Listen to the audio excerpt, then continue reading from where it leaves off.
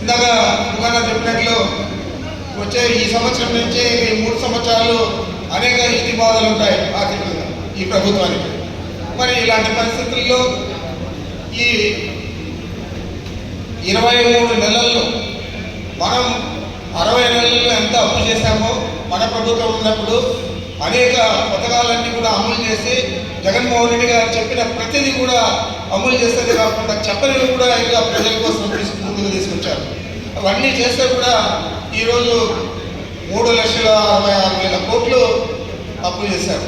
మరి ఈ నెల ఈ ఆర్థిక సంవత్సరంలో ఈ నెల మొదటి వారంలో 4,400 కోట్లు, మరి ఈ వారంలో 4,600 కోట్లు, మొత్తం 9,000 కోట్లు ఈ నెలలోనే అప్పు చేయడం జరిగింది.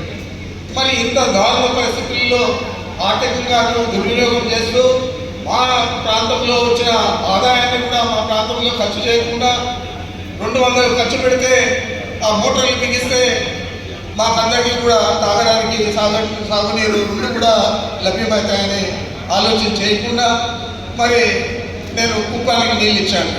కుప్పం ఆయన జగన్మోహన్ రెడ్డి గారు కుప్పంకి వస్తే అక్కడ ప్రజలందరూ పూర్తి చేయలేదు, ఇక్కడ అందించవా అంటే అన్న నిజమేనా అని అడిగాడు. నేను అవును చేయలేదు, ఇది చేస్తే బాగుంటుందంటే సభలోనే ఆయన అనౌన్స్ చేసిపోయాడు. ఆ తర్వాత పూర్తి చేశాము, మళ్ళీ ఇనాగరేషన్ కూడా ఆయనే వచ్చాడు, చెరువులకంతా కూడా నీళ్ళు నింపాడు. అది ఈరోజు అంతా కూడా మర్చిపోయి ఇందాక ఏదైనా మాట్లాడితే బుగ్గన గారే మాట్లాడారు. ఎందుకంటే నేను ఎప్పుడు ఆసక్తిగా ఇంటూ ఉంటాను తప్ప ఆ అసెంబ్లీలో కూడా ఇద్దరు పక్కనే కూర్చోంటాను, ఏదో ఒకటి చెప్తానే ఉంటాడు, నవ్విస్తానే ఉంటాడు. అట్లే ఇప్పుడు కూడా చెప్పాడు, పసుపు నీళ్ళు చల్లుకోవడం, పసుపు పూలు చల్లుకోవడం, అక్కడంతా కూడా పూజలు చేయడం, ఆ కట్ట మీద బస్సు పెట్టుకొని నిద్రపోవడం, మరి ఈ కాలం అంతా నేనే చేశాను, నేనే నీళ్ళు ఇచ్చానని చెప్పి ఈ ప్రభుత్వం వచ్చినాక ఆయన ప్రచారం చేసుకోవడం కూడా జరుగుతూ ఉంది.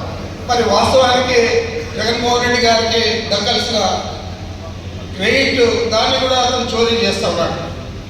ఇలాంటి వ్యక్తి ఈ రాయలసీమలో పుట్టడం మన దురదృష్టకరం. ఇలాంటి వ్యక్తులు ఇంకా ఎవరైనా మన రాష్ట్రంలో ఉండాలంటే నాకు తెలిసి ఇంత నీచమైన ప్రవృత్తి, నీచమైన ఆచరణలు ఉన్న వ్యక్తి ఎవరు కూడా లేరు. ఎందుకంటే ఆయన మాట్లాడే ప్రతి మాట కూడా ఏదో ఒకటి అబద్ధాలతో కూడుకునేది తప్ప ఈ వాస్తవాలు మాట్లాడే పరిస్థితి ఎప్పుడు కూడా మనం చూడడం లేదు. ఈ ఎన్నికల్లో చెప్పాడు, అనేక హామీలు ఇచ్చాడు, ఏదైనా అమలు చేశాడా? అప్పుడే సూపర్ 6, సూపర్ 7 అంతా సక్సెస్ అయిపోయిందని చెప్పాడు. మరి ఇలాంటి పరిస్థితుల్లో